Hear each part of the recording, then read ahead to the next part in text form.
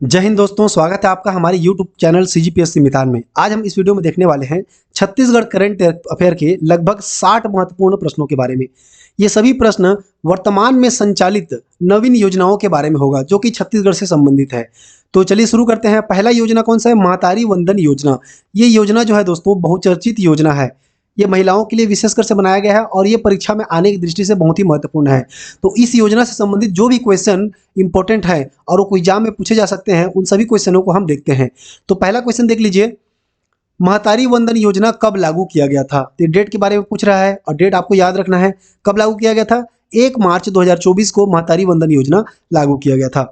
दूसरा सवाल देख लीजिए, महतारी वंदन योजना का उद्देश्य क्या है? ठीक है, तो इसका उद्देश्य क्या है? महिला सशक्तिकरण को बढ़ावा देना। ठीक है, महिला सशक्तिकरण को बढ़ावा देना इसका उद्देश्य है। तीसरा सवाल है, महतारी वंदन योजना के लिए पात्रता क्या है? तो कौन कौन इसके लिए पात्र हैं, चलिए देख लेते हैं। पहला तो देखिए, महिला को छत्तीसगढ़ का स्थानीय निवासी होना चाहिए। दूसरा पॉइंट क्या है? 21 वर्ष की आयु पूरी होनी चाहिए। ठीक है, और महिलाएं जो है विवाहित हैं वो भी इसके लिए पात्र हैं। जो तलाकशुदा हैं, विधवा हैं या परित्यक्ता हैं या जो पति से अलग हो चुके हैं उसको क्या बोलते हैं? परित्यक्ता बोलते हैं। ये भी क्या है? महतारी वंदन योजना के लिए पात्र हैं। तो इन तीनों चीजों को आप याद रखिएगा। चौथा सवाल देख लीजिए, महतारी वंदन योजना के अंतर्गत कितनी राशि दी जाती है? ठीक है, तो ये भी महत्वपूर्ण है। तो महतारी वंदन योजना के अंतर्गत 1,000 रुपये प्रति माह की राशि दिया जाता है। ठीक है, या 12,000 रुपये सालाना की राशि जो है दी जाती है। ये हर महीने 1,000 रुपये करके दिया जाएगा। पांचवा सवाल देख लीजिए, महतारी वंदन योजना की राशि किस माध्यम से दिया जाता है? ये भी इंपॉर्टेंट है। ठीक है, तो महतारी वंदन योजना की जो राशि है वो डीबीटी के माध्यम से दिया जाता है। डीबीटी क्या है दोस्तों? ये होता है डायरेक्ट बैंक ट्रांसफर। ठीक है, डीबीटी का फुल फॉर्म होता है डायरेक्ट बैंक ट्रांसफर। इसमें कोई बिचौलिए का हाथ नहीं है, आपके खाते में डायरेक्ट जो है राशि भेज दी जाती है। अर्थात डीबीटी किसको बोलते हैं? जो आपका आधार कार्ड है वो जिस आपके बैंक अकाउंट में लिंक है उसी में डायरेक्ट जो है ये आपका जो राशि जो है चला जाएगा। छठवां सवाल देख लीजिए, इससे क्या बन सकता है? महतारी वंदन योजना की पहली किस्त कब जारी किया गया था? तो पहली किस्त जो है दोस्तों वो 10 मार्च 2024 को जारी किया गया था। अगला सवाल देख लीजिए, महतारी वंदन योजना की पहली किस्त में कुल कितनी राशि का भुगतान किया गया? तो जो पहली किस्त जारी किया गया उसमें कुल 700 करोड़ रुपए का दोस्तों भुगतान किया गया था। कितनी महिलाओं को? 70 लाख महिलाओं को। ठीक है, 70 लाख महिलाओं को कुल मिलाकर के 700 करोड़ रुपए की राशि का जो है अंतरण किया गया था। अगला सवाल देख लीजिए, पेंशन भोगियों को महतारी वंदन योजना अंतर्गत कितनी राशि प्रदान की जाएगी? अब ये क्या कहना चाहता है? देखिए, ऐसे बहुत सारी महिलाएं होंगी, ठीक है, जो 60 वर्ष से अधिक की महिलाएं होंगी। ठीक है, 60 वर्ष से अधिक की महिलाएं, और इन महिलाओं को क्या है? पहले से पेंशन मिलता आ रहा है। ठीक है, तो जो 60 वर्ष से अधिक की महिलाएं हैं या पेंशन भोगी महिलाएं हैं उनको महतारी वंदन की योजना की राशि कितनी प्रदान की जाएगी? तो चलिए देख लेते हैं। उनको जो है देखिए, पेंशन की राशि 1,000 रुपये से कम होने पर अंतर की राशि दी जाएगी। कहने का तात्पर्य क्या है? मान लीजिए उनको पेंशन कितना मिल रहा है वर्तमान में, देखिए महतारी वंदन योजना की जो राशि है वो कितना मिलता है? 1,000 रुपये। और मान लीजिए इनको पेंशन कितना मिल रहा है? 600 रुपये पेंशन मिल रहा है। ठीक है, तो इन दोनों का जो अंतर की राशि है, अंतर की राशि क्या हो गई? 400 रुपये। ठीक है, तो यही 400 रुपये राशि जो है वो क्या दिया जाएगा? इस महतारी वंदन योजना के अंतर्गत दिया जाएगा। किसको? पेंशन भोगी महिलाओं को। तो उम्मीद है आप ये समझ गए होंगे। ठीक है, तो यहाँ पे क्या है? एक योजना है महतारी वंदन योजना, इससे इतने सारे क्वेश्चन पूछे जा सकते हैं, तो सबको अच्छे से याद रखिएगा। अगला योजना देखते हैं, नियत नेल्ला नार योजना। ये भी बहुत ही महत्वपूर्ण योजना है। ठीक है, ये क्या है चलिए देखते हैं, और इससे संबंधित क्या क्या प्रश्न जो है परीक्षा में पूछे जा सकते हैं वो भी देख लेते हैं।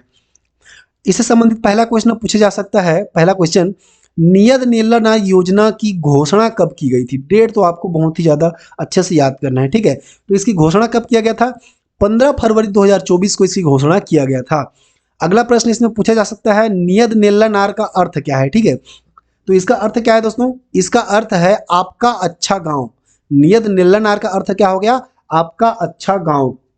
अब ये कौन सी भाषा में नियत नेल्ला नार योजना है? ठीक है, तो ये क्या है? स्थानीय, ठीक है, स्थानीय दंडामी बोली में नियत नेल्ला नार कहा जाता है। स्थानीय दंडामी बोली।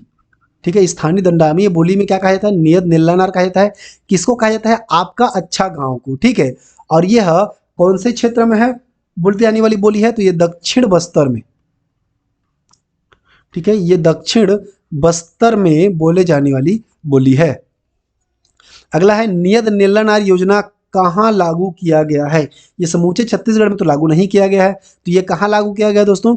ये बस्तर संभाग में लागू किया गया है, ठीक है। बस्तर संभाग के नक्सल प्रभावित क्षेत्र में यहाँ पे कुल मिलाकर के 14 नए सुरक्षा कैंप खोले गए हैं, ठीक है। 14 नए सुरक्षा कैंप खोले गए हैं। नेक्स्ट क्वेश्चन देखिए, नियत निल्लानार योजना का उद्देश्य क्या है? उद्देश्य जानना आपको बहुत जरूरी है, ठीक है। तो इसका उद्देश्य क्या है दोस्तों? हर कैंप के आसपास, कौन से कैंप के आसपास? देखिए, बस्तर संभाग के नक्सल प्रभावित क्षेत्र में 14 नए सुरक्षा कैंप खोले गए हैं। तो यही इसी में से हर कैंप के आसपास 5 किलोमीटर के दायरे में, जैसे यहाँ पे क्या है, एक कैंप बना हुआ है, तो इसके 5 किलोमीटर के आसपास, ठीक है, क्या हो जाएगा? ये 5 किलोमीटर के आसपास, मतलब इधर 5 किलोमीटर, इधर इधर सब चारों तरफ 5 किलोमीटर के आसपास क्या किया जाएगा? 5 किलोमीटर के दायरे में 25 से अधिक मूलभूत सुविधाएं जो है प्रदान की जाएगी, ठीक है। यही क्या है, इसका उद्देश्य है। अगला देखिए, नियत निल्लानार योजना में किसे प्राथमिकता दिया जाएगा? तो देखिए, निम्न चीजों को प्राथमिकता दिया जाएगा, ठीक है। क्या क्या है? शिक्षा, स्वास्थ्य, पेयजल, सड़क, बिजली और मोबाइल टावर, इन सभी चीजों को नियत निल्लानार योजना के अंतर्गत प्राथमिकता दिया जाएगा। अगला योजना देख लेते हैं। अगला सबसे महत्वपूर्ण योजना है छत्तीसगढ़ के मामले में कृषक उन्नति योजना। ये भी बहुचर्चित योजना है दोस्तों, ठीक है, ये भी बहुत इंपॉर्टेंट है। इसके बारे में देख लीजिए। पहला क्वेश्चन क्या है? कृषक उन्नति योजना क्या है, ठीक है। तो पहले तो समझते हैं कृषक उन्नति योजना है क्या। देख लीजिए, इस योजना का उद्देश्य क्या है, या फिर ये योजना क्या है? 3100 रुपया प्रति क्विंटल की दर से प्रति एकड़ 21 क्विंटल धान की खरीदी करना, ठीक है। जब चुनाव हो रहा था तो भाजपा सरकार ने अपने घोषणा पत्र में क्या किया था कि हम धान का जो रेट है वो 3100 रुपये प्रति क्विंटल की दर से खरीदेंगे और प्रति एकड़ 21 क्विंटल धान की खरीदी करेंगे, ठीक है, ये घोषणा किया गया था। और जीतने के बाद में क्या किया गया है कि कृषक उन्नति योजना लाया गया है, जिसके माध्यम से क्या किया गया है? 3100 रुपया प्रति क्विंटल की दर से धान खरीदा जा रहा है और 1 एकड़ में 21 क्विंटल धान खरीदा जाएगा। अगला है, कृषक उन्नति योजना की शुरुआत कब किया गया? ये भी बहुत महत्वपूर्ण है। तो इसका शुरुआत किया गया था 12 मार्च 2024 को बालोद जिले से इस योजना की शुरुआत की गई थी। अगला सवाल देख लीजिए, कृषक उन्नति योजना के तहत कितनी राशि प्रदान की जाती है, ठीक है। तो ये जो है दोस्तों, समर्थन मूल्य के बाद अंतर की राशि प्रदान की जाती है। अब ये क्या कहना चाहता है देख लेते हैं। देखिए, वित्तीय वर्ष 2023-24 में, ठीक है, वित्तीय वर्ष 2023-24 में जो है धान कॉमन मतलब सामान्य धान का समर्थन मूल्य कितना था? वो समर्थन मूल्य था 2183 रुपए, ठीक है। अब क्या कहा गया है कि 3100 रुपये प्रति क्विंटल की दर से धान खरीदेंगे, ठीक है। तो धान कितना है? 3100 रुपये प्रति क्विंटल की दर से खरीदेंगे और समर्थन मूल्य क्या है? 2183 रुपया 2023-24 में क्या था? समर्थन मूल्य था धान का, ठीक है। तो इसका अंतर कितना हो जाएगा? इसका अंतर हो जाएगा 917 रुपए, ठीक है। तो यही जो अंतर की राशि है, ठीक है, समर्थन मूल्य के बाद जो अंतर की राशि है, इसी को किसके माध्यम से दिया जाएगा? कृषक उन्नति योजना के माध्यम से दिया जाएगा। तो दोनों को मिलाकर कितना हो जाएगा? समर्थन मूल्य 2183 रुपया और 917 रुपया क्या है? कृषक उन्नति योजना के तहत अंतर की राशि। तो दोनों को मिलाकर के 3100 रुपया हो जाएगा। अगला सवाल देख लीजिए, वित्तीय वर्ष 2023-24 में कृषक उन्नति योजना के तहत कितनी राशि का भुगतान किया गया, ठीक है। तो कुल कितनी राशि का भुगतान किया गया है? इसमें कुल 13,320 करोड़ रुपए की राशि का भुगतान किया गया है, ठीक है। अब आपसे पूछेगा कि कितने किसानों को भुगतान किया गया है, ठीक है, ये भी एक प्रश्न पूछ सकता है। तो ये 24.72 लाख किसान, ठीक है, 24.72 लाख किसानों को कुल मिलाकर के 13,320 करोड़ रुपए की राशि भुगतान किया गया है। अब देख लीजिए, अगला योजना क्या है? छत्तीसगढ़ में न्योता भोजन योजना। ये बेसिकली क्या है? स्कूली बच्चों से संबंधित योजना है। क्या है देख लेते हैं। इससे संबंधित जो है दोस्तों, जो सवाल पूछा जा सकता है वो है न्योता भोजन योजना की शुरुआत कब की गई? प्रमुखता, ठीक है। तो शुरुआत कब किया गया था? इसका शुरुआत किया गया था 21 फरवरी 2024 को। इस दिन क्या था, मुख्यमंत्री विष्णुदेव साय जी की जन्म था इस दिन, ठीक है। इसी अवसर पर 21 फरवरी 2024 को न्योता भोजन योजना की शुरुआत किया गया था। अगला क्या पूछ सकता है इसमें कि न्योता भोजन योजना का प्रारंभ कहाँ से किया गया था। तो इसका प्रारंभ किया गया था दोस्तों, प्रारंभ कहाँ से किया गया था, आश्रम शाला या आश्रम स्कूल से किया गया था, जो कि बगिया में है। और बगिया कहाँ है, जसपुर जिले में स्थित है। 20वां सवाल देख लीजिए, न्योता भोजन योजना का उद्देश्य क्या है। तो इसका उद्देश्य है स्कूली बच्चों को पौष्टिक व रुचिकर भोजन उपलब्ध कराना, ठीक है, यही इसका उद्देश्य है। अगला देख लीजिए, न्योता भोजन कौन कौन करा सकता है, ठीक है, कौन कौन करा सकता है। तो देखिए, सक्षम व्यक्ति, समाज के सक्षम व्यक्ति जो अपनी वर्षगांठ के अवसर पर, जन्मदिन के अवसर पर, राष्ट्रीय पर्व या अन्य किसी अवसर पर अगर वे चाहें तो अपनी खुशियां बच्चों के साथ में बांट सकते हैं, उनको भोजन करा करके, ठीक है। ये भी एक भलाई का कार्य हो गया, ठीक है। तो यही जो है सक्षम व्यक्ति करा सकते हैं। अगला सवाल देख लीजिए, न्योता भोजन के कितने प्रकार हैं। तो न्योता भोजन के 3 प्रकार है दोस्तों, ठीक है। 3 प्रकार है, कौन कौन से। पहला तो हो गया पूर्ण भोजन। पूर्ण भोजन का अर्थ क्या हो गया, स्कूल के सभी कक्षा हेतु, ठीक है, स्कूल के सभी कक्षा के बच्चों को पूर्ण भोजन करवाया जा सकता है। दूसरा क्या हो गया, आंशिक पूर्ण भोजन। इसका अर्थ क्या हो गया कि किसी कक्षा विशेष हेतु, ठीक है, किसी कक्षा विशेष के बच्चों को, कक्षा विशेष के बच्चों को क्या है, भोजन कराना। इसका तात्पर्य क्या हो गया, मान लीजिए हम चाहते हैं कि कक्षा पहली के बच्चों को हम भोजन कराएंगे, तो कक्षा पहले में जितने बच्चे हैं सभी को हम भोजन करा देंगे, तो ये क्या हो गया, आंशिक पूर्ण भोजन हो गया। तीसरा पॉइंट क्या हो गया, अतिरिक्त पूरक पोषण सामग्री, ठीक है। अब हम क्या कर सकते हैं, हमारा बजट इतना नहीं है कि हम पूरे कक्षा के बच्चों को, सॉरी पूरे स्कूल के बच्चों को भोजन करा सकें, ठीक है। 100-200 बच्चे हैं तो पूरे स्कूल का तो नहीं करा सकते, ठीक है।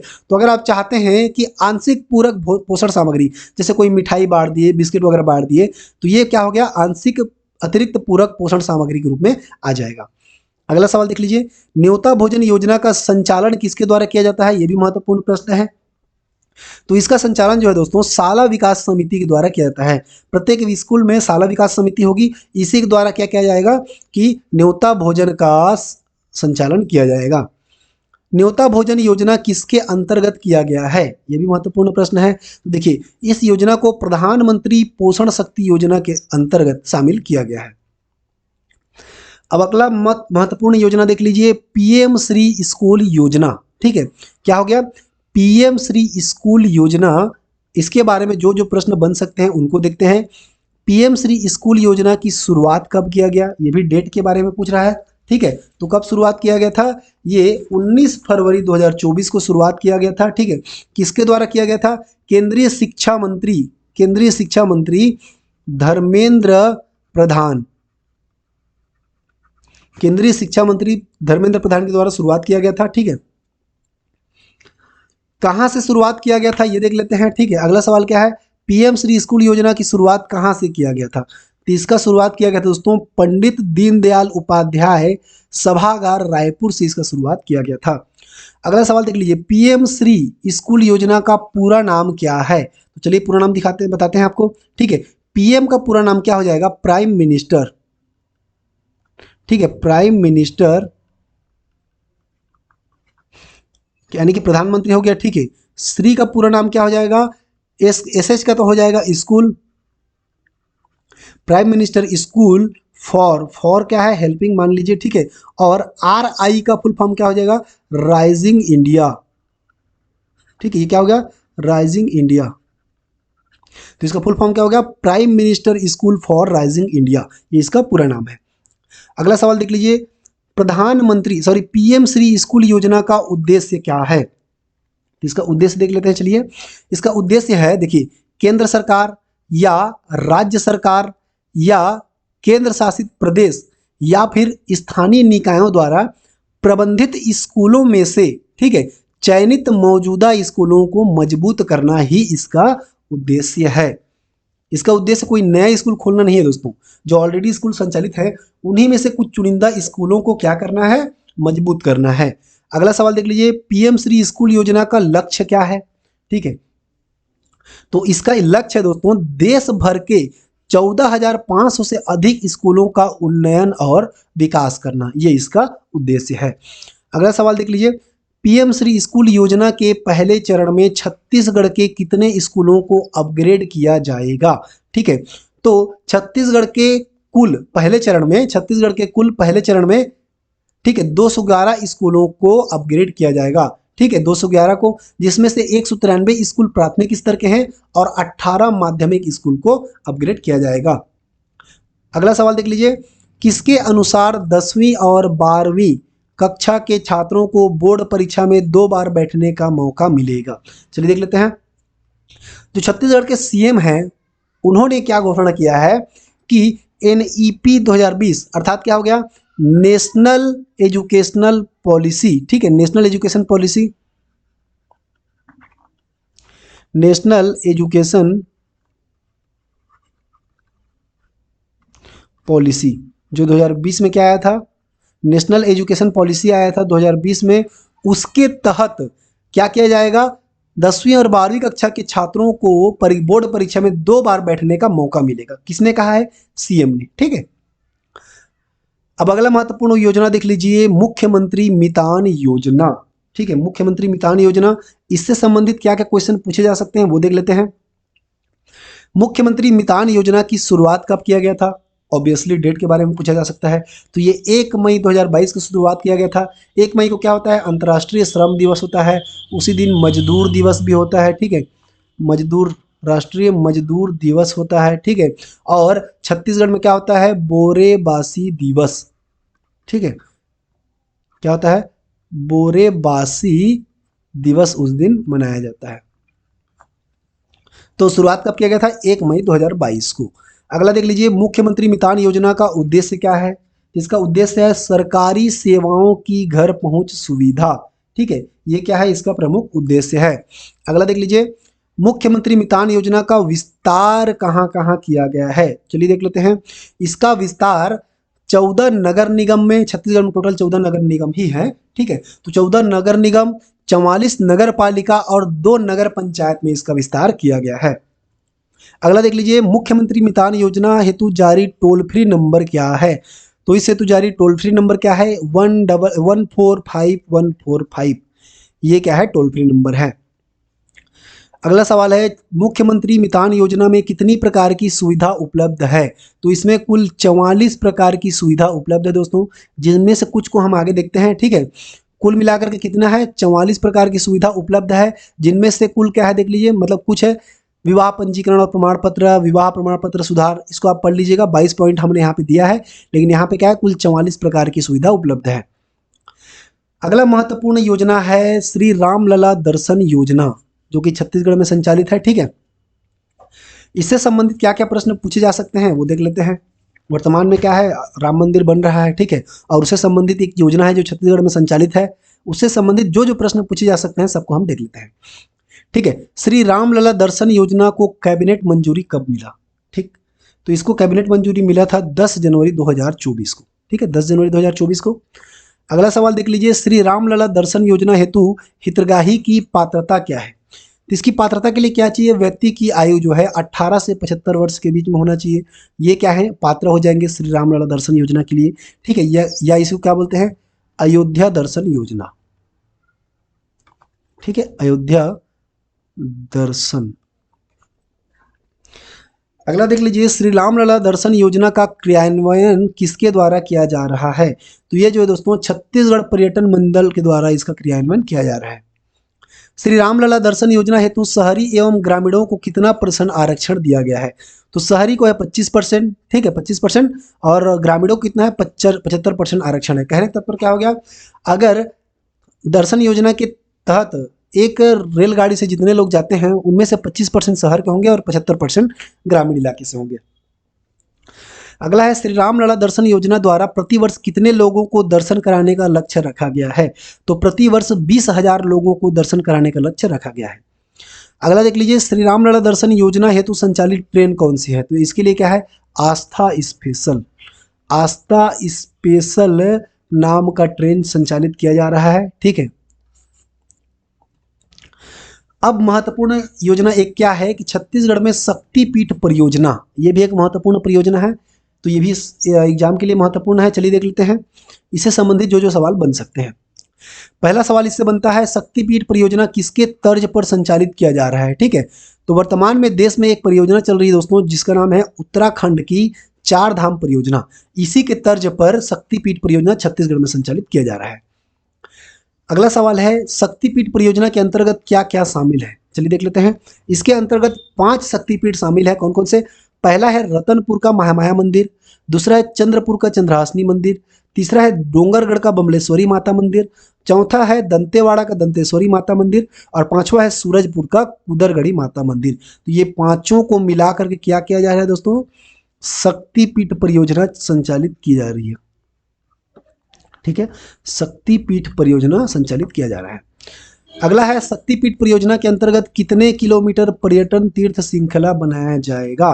तो 1000 किलोमीटर का पर्यटन तीर्थ श्रृंखला बनाया जाएगा। अगला है, शक्तिपीठ परियोजना के लिए कितने बजट का प्रावधान है। तो इसके लिए कुल 5 करोड़ रुपए की बजट का प्रावधान है, यानी कि 1 करोड़ रुपए प्रति शक्तिपीठ परियोजना के लिए। ठीक है, 5 शक्तिपीठ को इस योजना में शामिल किया गया है, तो प्रत्येक के लिए 1 करोड़ रुपए। ठीक है, अगला देख लीजिए। अगला प्रचलित योजना है, ठीक है, पहले ये किस नाम से था? डॉक्टर खूबचंद बघेल स्वास्थ्य सहायता योजना, कांग्रेस की गवर्नमेंट में। अब जब भाजपा की गवर्नमेंट आ चुकी है छत्तीसगढ़ में, तो उन्होंने क्या किया है, इसका नाम को बदल करके शहीद वीर नारायण सिंह आयुष्मान स्वास्थ्य योजना रख दिया है। ठीक है, तो इससे रिलेटेड क्या क्या प्रश्न पूछा जा सकता है, चलिए देख लेते हैं। पहला है, शहीद वीर नारायण सिंह आयुष्मान स्वास्थ्य योजना का पूर्व नाम क्या था। तो पूर्व नाम था डॉक्टर खूबचंद बघेल स्वास्थ्य सहायता योजना। अगला देख लीजिए, शहीद वीर नारायण सिंह आयुष्मान स्वास्थ्य योजना कब से लागू किया गया। तो ये लागू किया है 1 जनवरी 2020 को। उस टाइम क्या था? उस टाइम ये डॉक्टर खूबचंद बघेल स्वास्थ्य सहायता योजना था, उसी का नाम अभी बदला गया है। अगला है, शहीद वीर नारायण सिंह आयुष्मान स्वास्थ्य योजना का उद्देश्य क्या है। तो चलिए इसका उद्देश्य देख लेते हैं। इसका उद्देश्य है स्वास्थ्य सुविधाओं का सुदृढ़ीकरण करना, यानी कि स्वास्थ्य सुविधाओं को अच्छा बनाना। अगला सवाल है, शहीद वीर नारायण सिंह आयुष्मान स्वास्थ्य योजना किसके साथ संचालित किया जा रहा है। तो भारत सरकार द्वारा क्या संचालित किया जा रहा है? आयुष्मान भारत प्रधानमंत्री जन आरोग्य योजना, तो इसी के साथ क्या है, संचालित किया जा रहा है। 51 नंबर का सवाल देख लीजिए। शहीद वीर नारायण सिंह आयुष्मान स्वास्थ्य योजना के अंतर्गत कितनी राशि तक इलाज मुफ्त किया जाता है। ठीक है, कितनी राशि तक मुफ्त इलाज किया जाता है? 50,000 से लेकर के 5 लाख तक की राशि मुफ्त की इलाज किया जाता है। जैसे आपके पास एपीएल राशन कार्ड है, एपीएल का क्या हो गया? एबव पॉवर्टी लाइन, यानी कि आप गरीबी रेखा से ऊपर में आते हैं, तो आपके पास एपीएल राशन कार्ड होगा। अगर आपके पास एपीएल राशन कार्ड है, तो आपको प्रति वर्ष 50,000 रुपए तक की इलाज मुफ्त में दिया जाएगा। अगर आप गरीबी रेखा से नीचे आते हैं, अर्थात अगर आपके पास बीपीएल राशन कार्ड है, तो आपको 5 लाख तक की प्रति वर्ष सालाना पारिवारिक इलाज मुफ्त में किया जाएगा। अगला सवाल है, शहीद वीर नारायण सिंह आयुष्मान स्वास्थ्य योजना हेतु कितना बजट आवंटित किया गया है। देखिए, वित्तीय वर्ष 2024-25 में कुल मिलाकर के 1526 करोड़ रुपए की राशि का आवंटन किया गया है बजट में। अगला देख लीजिए, शहीद वीर नारायण सिंह आयुष्मान स्वास्थ्य योजना में कौन कौन सी स्वास्थ्य योजनाएं सम्मिलित हैं। तो इसमें पूर्व में संचालित सभी स्वास्थ्य योजनाओं को सम्मिलित कर दिया गया है, जिसमें पहला क्या है, मुख्यमंत्री स्वास्थ्य बीमा योजना, जो कि 2012 में लागू हुआ था। ठीक है, इसमें 50,000 तक मुफ्त इलाज किया जाता था, इसको भी सम्मिलित कर लिया गया है। मुख्यमंत्री बाल हृदय योजना, ठीक है, ये 2008 से संचालित हो रहा था। 15 साल तक की उम्र के बच्चों को, ठीक है, इसमें क्या है, हार्ट सर्जरी किया जाता था, तो उस योजना को भी इसमें सम्मिलित कर लिया गया है। तीसरा है मुख्यमंत्री बाल श्रवण योजना, ठीक है, जन्मजात बहरापन जो होता था उसका इलाज के लिए पहले योजना चलता था 2010 से, उसको इसमें सम्मिलित कर लिया गया है। चौथा है राष्ट्रीय बाल स्वास्थ्य कार्यक्रम, जो कि 2014 से संचालित था। इसमें क्या किया जाता था, 18 वर्ष की आयु तक के बच्चों का स्वास्थ्य परीक्षण किया जाता था, इसको भी इसमें सम्मिलित कर लिया गया है। और पांचवा देख लीजिए, संजीवनी सहायता कोष, ठीक है, 2001 से संचालित था। इसमें 30 प्रकार की बीमारियों को इलाज किया जाता था। ठीक है, इसमें 1.5 लाख तक का सहायता दिया जाता था, उसको भी इसमें सम्मिलित किया गया है। तो कुल मिलाकर के 5 लाख तक की अधिकतम सहायता आपको दिया जाएगा। अगला देख लीजिए, मुख्यमंत्री निर्माण श्रमिक पेंशन योजना, ठीक है, इस योजना के बारे में भी देख लेते हैं क्या क्या क्वेश्चन बनते हैं। श्रमेव जयते मुख्यमंत्री निर्माण श्रमिक पेंशन सहायता योजना, का शुभारंभ कब किया गया? तो इसका शुभारंभ किया गया था दोस्तों 29 फरवरी 2024 को। कब किया गया था? 29 फरवरी 2024 को। अगला सवाल बनता है, श्रमेव जयते मुख्यमंत्री निर्माण श्रमिक पेंशन सहायता योजना अंतर्गत कितनी राशि दी जाएगी? तो इसके तहत कुल 1500 रुपये प्रति महीने की पेंशन राशि दी जाएगी। ठीक है, 1500 रुपये प्रति माह। अगला है, श्रमेव जयते मुख्यमंत्री निर्माण श्रमिक पेंशन सहायता योजना हेतु कौन कौन पात्र होंगे? चलिए देख लेते हैं। इसके लिए कौन से पात्र होंगे? ऐसे निर्माण श्रमिक जिनकी आयु 60 वर्ष हो चुकी है, मतलब ऐसे व्यक्ति जो छत्तीसगढ़ में निर्माण श्रमिक के रूप में पंजीकृत हैं और उनकी आयु जो है 60 वर्ष हो जाती है, तो उनको कितना दिया जाएगा? 1500 रुपये प्रति माह का पेंशन दिया जाएगा। ठीक है, अगर उनकी मृत्यु हो जाती है तो उनके आश्रित जो पति पत्नी होंगे, ठीक है, उनके आश्रित पति या पत्नी, ठीक है, जैसे पति की मृत्यु हो जाती है तो पत्नी को, ठीक है, पति की मृत्यु हो जाती है तो पत्नी को, या पत्नी की मृत्यु हो जाती है तो पति को प्रति माह 750 रुपये, ठीक है, 750 रुपये प्रति माह का पेंशन दिया जाएगा। इसको आपको याद रखना है। अगला योजना देख लीजिए, जन दर्शन कार्यक्रम, मुख्यमंत्री जन दर्शन कार्यक्रम, इससे संबंधित प्रश्न देख लीजिए। मुख्यमंत्री जन दर्शन कार्यक्रम कब शुरू हुआ? ठीक है, तो मुख्यमंत्री जन दर्शन कार्यक्रम शुरू हुआ था दोस्तों 27 जून 2024 को। ठीक है, 27 जून 2024 को क्या हुआ था? मुख्यमंत्री जन दर्शन कार्यक्रम शुरू हुआ था। मुख्यमंत्री जन दर्शन कार्यक्रम का उद्देश्य क्या है? तो इसका उद्देश्य क्या है? इसका उद्देश्य है दोस्तों जनता की समस्याओं का निराकरण करना। यही क्या है? इसका उद्देश्य है। कब शुरू हुआ था? 27 जून 2024 से। ठीक है, मुख्यमंत्री विष्णुदेव साय जी जो है आम जनों से मुलाकात के लिए एक जन दर्शन कार्यक्रम की शुरुआत किए हैं। उनके अनुसार प्रति गुरुवार को, ठीक है, हर गुरुवार को सुबह 11 बजे, ठीक है, सुबह 11 बजे मुख्यमंत्री अपने निवास स्थान में क्या करेंगे? जनताओं की समस्याओं को सुनेंगे और उनका निराकरण करने की कोशिश करेंगे। तो यही क्या है? मुख्यमंत्री जन दर्शन कार्यक्रम है। तो दोस्तों आज का वीडियो यहीं पे खत्म होता है। वीडियो को लास्ट तक देखने के लिए आपका धन्यवाद। उम्मीद है आपको वीडियो अच्छा लगा होगा। वीडियो अच्छा लगा होगा तो वीडियो को लाइक कर दीजिएगा और चैनल पर नए हैं तो चैनल को सब्सक्राइब जरूर कर दीजिएगा। ठीक है, तो ये रहा आज का हमारा टॉपिक, जो कि छत्तीसगढ़ के करंट अफेयर का एक महत्वपूर्ण टॉपिक योजना के बारे में था। आगे अगर आप ऐसे वीडियो और देखना चाहते हैं तो कमेंट करके बताइएगा, हम करंट अफेयर के अगले टॉपिक पे वीडियो बना देंगे। ठीक है, और हम करंट अफेयर के कुल 200 MCQ भी लाने वाले हैं, तो उसके लिए भी आप तैयार रहिएगा। ठीक है, मिलते हैं अगले वीडियो में, तब तक के लिए जय हिंद।